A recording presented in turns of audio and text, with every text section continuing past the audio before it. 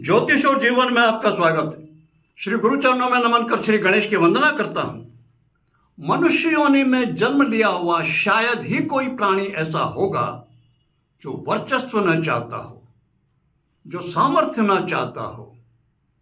और ये सामर्थ्य और ये वर्चस्व के कई प्रकार होते हैं।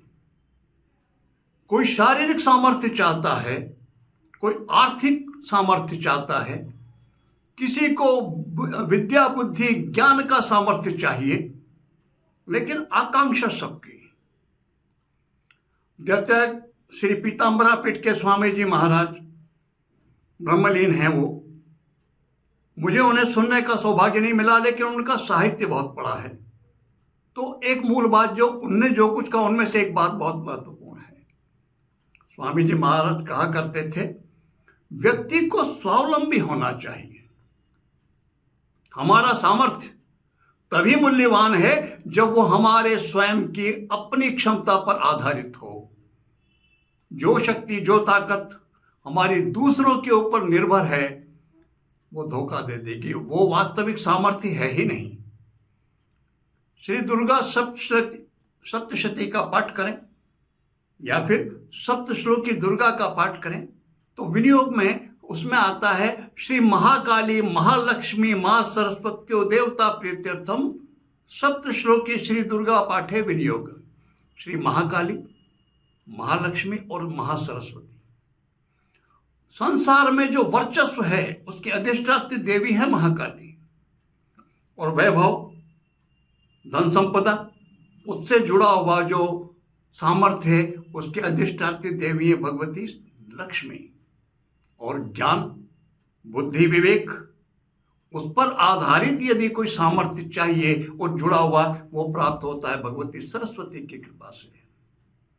ये तीनों स्वरूप, तीनों भगवती, तीनों देवियां। और श्री दुर्गा उपासना, भगवती दुर्गा एक ऐसा स्वरूप है जिसमें इन तीनों की शक्ति समाहित है। भगवती दुर्गा की उपासना ये तीनों सामर्थ्य प्रदान करती हैं। तीनों स्वरूप की क्षमता, तीनों स्वरूप का सामर्थ्य अकेली भगवती दुर्गा में। इसीलिए दुर्गा की उपासना हमारे सनातन में जन जन में व्याप्त जुड़ी हुई ने, जो हमारे मनीषियों ने जोड़ा, उसके पीछे सबसे प्रधान कारण ये है। हर व्यक्ति चाहता है आवश्यक सामर्थ्य, कोई उसके सर पे ना नाच जाए। हर व्यक्ति चाहता है कि उसका जीवन सुचारू रूप से चलता रहे, इतना तो उसे मिलता ही रहना चाहिए। हर व्यक्ति चाहता है एक सामान्य सा बुद्धि विवेक तो उसके बना ही रहे जीवन में, कि वो समय पर सही निर्णय ले सके। अधिक अंश की कामना के लिए अधिक करना पड़ेगा। कई व्यक्ति कमेंट करते हैं चैनल पर, जो विद्वान हैं, जो सक्षम है मंत्र विज्ञान से, तोत्र पाठ आदि में, वो तो विशिष्ट गहन उपासना साधना करते ही हैं। लेकिन मेरा एक उद्देश्य है, आम व्यक्ति जुड़े, स्वयं कुछ करे, तभी तो वह स्वावलंबी बन पाएगा। अगर मान लीजिए किसी भी प्रकार का संस्कृत का अनुभव नहीं, और फिर भी सामर्थ्य प्रकृति के माध्यम से, ईश्वर के माध्यम से, आध्यात्मिक माध्यम से कुछ भी कह लें, उसको भगवती की कृपा प्राप्त करने का आकांक्षा यदि है, तो वो क्या करे। आज के वीडियो में मैं इसी पर चर्चा करता हूं। सामान्य जो कुछ नहीं कर सकते, कुछ नहीं जानते, फिर भी चालीसा का नाम तो सबने सुना होगा। हनुमान चालीसा, दुर्गा चालीसा, गणेश चालीसा। आप किसी भी देवता की चालीसा का पाठ कर लीजिए, चालीसा में केवल उनकी महिमा का गुणगान मिलेगा आपको, और कुछ नहीं। आप किसी की भी प्रशंसा करें, किसी की भी महिमा का गुणगान करें, सामने वाला प्रसन्न ही होगा, नाराज होने का तो प्रश्न ही नहीं है। तो इस प्रकार का कोई भय में मन में रखने की आवश्यकता ही नहीं कि हम ये करेंगे तो इससे कुछ अहित नुकसान हो जाएगा। सबसे बड़ा ऐसा डरा रखा है कि दुर्गा की उपासना हर कोई नहीं कर सकता, बहुत खतरनाक है, उल्टा हो जाए तो ये हो जाता और वो हो जाता है। हम थोड़ा सा हमारे बुद्धि विवेक से कार्य लें। हम कुछ नहीं कर रहे हैं, केवल उनकी महिमा का गुणगान करने जा रहे हैं। वो नाराज कैसे हो जाएंगे, वैसे भी मां हैं। तो आज की वीडियो में जब मैं चर्चा उस विषय पर थोड़ा समझ लें। आप 5 चालीसा लेके आ जाएं। दुर्गा चालीसा, श्री नारायण या श्री विष्णु चालीसा, शिव चालीसा, सूर्य चालीसा और भगवान गणेश की चालीसा। दुर्गा उपासना बिना भैरव की उपासना के पूर्ण नहीं होती। बटुक भैरव की उपासना बहुत आवश्यक है दुर्गा की, भगवती मातेश्वरी दुर्गा की कृपा प्राप्ति में। वो किसी का कोई काम करती नहीं है, उन्हें करने की आवश्यकता भी नहीं। वो तो सर्वोच्च शक्ति हैं, वो तो कृपा करती हैं, और जिन पर कृपा करती हैं उनके सारे काम, जिसको कहते हैं ना सिद्ध करना, इम्प्लीमेंट करना, वो काम भैरव करते हैं। इसीलिए हर दुर्गा मंदिर में हम देखते हैं भैरव जी का चबूतरा अवश्य होता है। तो भैरव चालीसा 5 चालीसा होगी। दुर्गा चालीसा, श्री विष्णु या नारायण चालीसा, शिव चालीसा, सूर्य चालीसा, गणेश चालीसा और भैरव चालीसा। करें क्या? आसन पर बैठ करके संकल्प आदि सामान्य कर लें। एक विधान बना रखा, वैसा नहीं तो सामान्य से ही संकल्प कर लें। हाथ में जल वगैरह लेकर के भगवती की कृपा प्राप्ति के लिए मैं ये स्तुति करने जा रहा हूँ या जा रही हूँ बोल के जल छोड़ दें। नवरात्रा वर्ष में 4 आते हैं, विशिष्ट पर्व होता है वो शक्ति उपासना के लिए। आश्विन मास में और चैत्र मास में ये प्रत्यक्ष आते हैं। माघ मास में और आषाढ़ मास में ये गुप्त नवरात्रा होते हैं। तो 9 दिन वैसे 9 स्वरूप हैं, प्रत्येक दिन के प्रत्येक स्वरूप। शैलपुत्री से लेकर के सिद्धिदात्री तक। प्रथम दिन शैलपुत्री भगवती मातेश्वरी का ध्यान करके, उनका नाम लेकर नमन करके, और कुछ न करें। करना चाहते हैं तो अलग से वीडियो बनाए हुए हैं 9 स्वरूपों के ऊपर, उन पर मंत्र और ध्यान दिए हुए हैं मैंने, वो देख सकते हैं। लेकिन जो कुछ नहीं कर सकते, जो प्रारंभिक चरण में है, उनके लिए बात कर रहा हूं।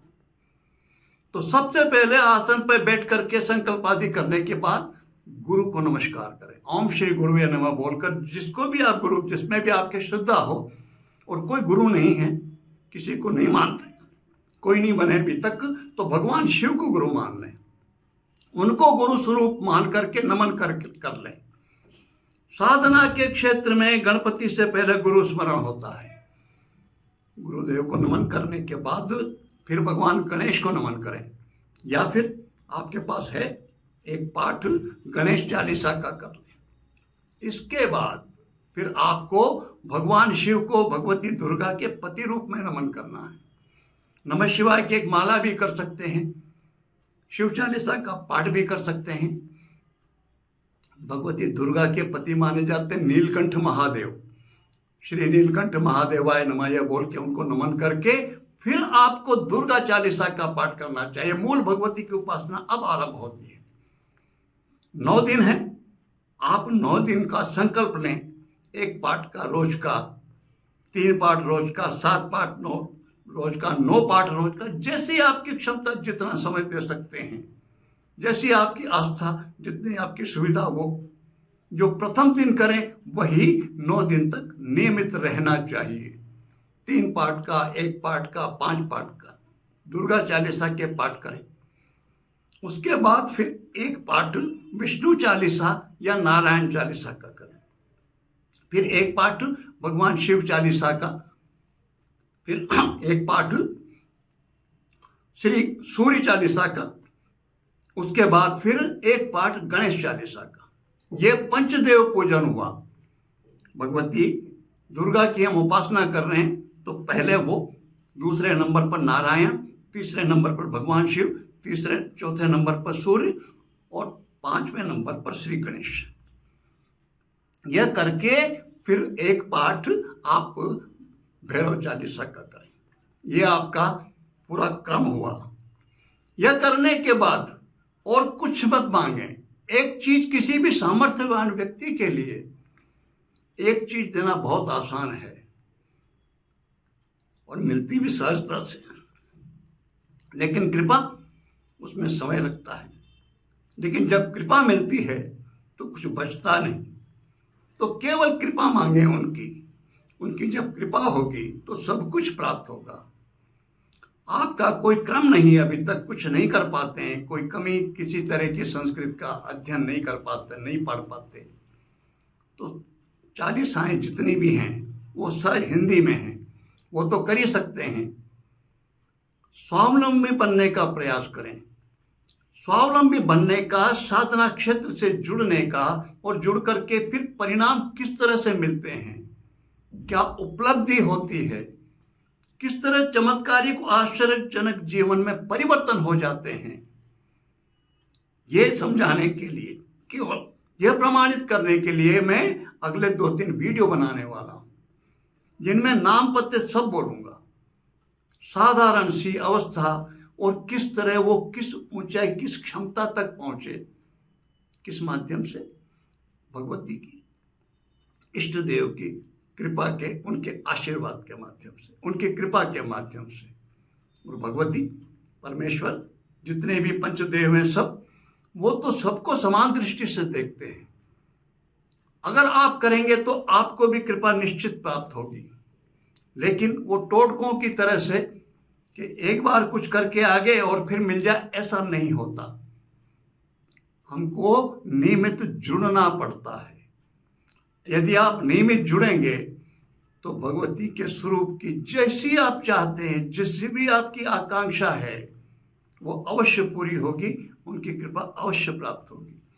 प्रत्यक्ष रूप से किस तरह से मिला है, मैंने जिस तरह मार्गदर्शन दिया किन्हीं को, उनको कैसे प्राप्त हुआ, क्या है, यह मैं आपको 1-2 आने वाले वीडियोज में मैं प्रमाण के आपको, वो केवल इसलिए ताकि आपका इस सनातन में, आध्यात्मिक क्षमता में, हमारे मंत्र विज्ञान की सामर्थ्य में, उसमें आपकी श्रद्धा और विश्वास उत्पन्न हो सके। केवल यही माध्यम, केवल यही आकांक्षा, केवल इसीलिए मैं अगले वीडियोज में, 1-2 वीडियोज में उस तरह के उदाहरण देने का प्रयास करूंगा। तो अभी तक कुछ नहीं किया, कोई बात नहीं, नवरात्र आने वाले हैं, ध्यान करें, प्रयास करें, भगवती की कृपा प्राप्त हो सबको। आप सब पर ईश्वर कृपा करें, भगवती कृपा प्राप्त करें, आप सबका जीवन सामर्थ्यवान, समर्थ, समृद्ध और बुद्धि विवेक से परिपूर्ण हो। इसी कामना के साथ, इसी प्रार्थना के साथ मैं आप सबको नमन करता हूँ। नमस्कार।